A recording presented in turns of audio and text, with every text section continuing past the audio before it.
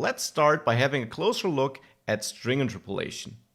Here in the server component, I don't want to output this here in the HTML code like this. I don't want to hard code the output here.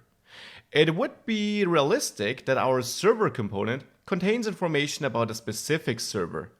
So maybe here in the template file, we want to output server with ID and then some dynamic ID here and then the status like offline. So we have two dynamic fields here.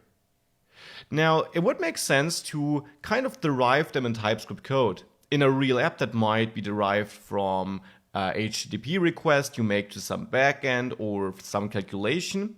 For now, I will hard code it in here. So we might have a server ID, and I will assign a value of, let's say, 10, so a number.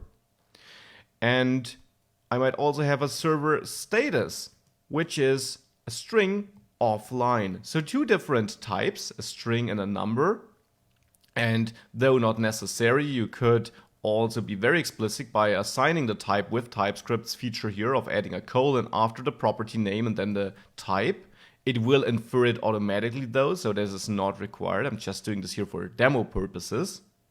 So now I want to output these two properties in my template.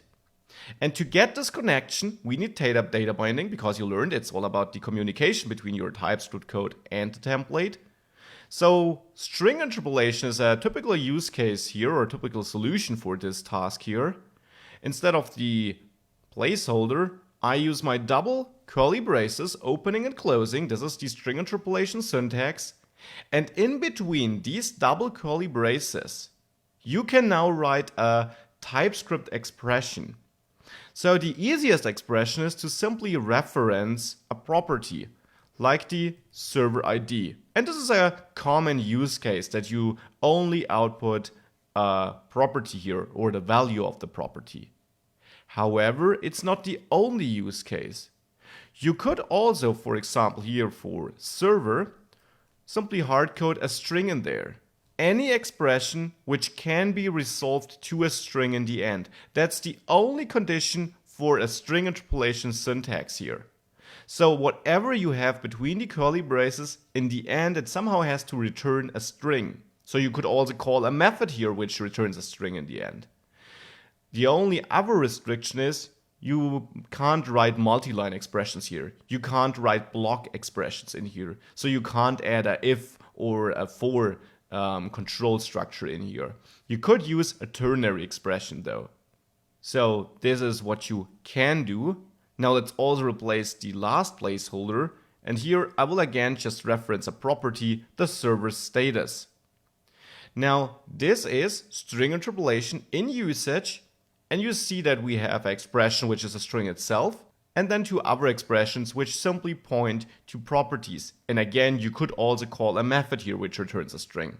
Now interesting, the server ID is not a string but a number. And I just said that string interpolation has to resolve to a string in the end, has to get a string in the end. So let's see if this works. If we save this with ngserve still running, let's also change app server back to app servers to make this work again.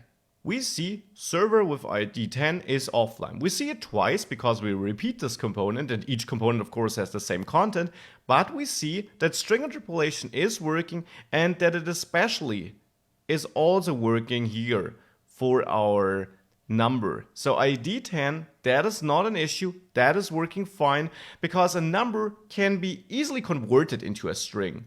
So yes, you have to get a string in the end, or something which can be converted to a string to really be correct here.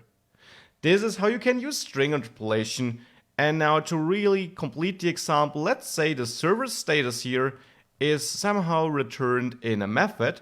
Get server status could be the method name.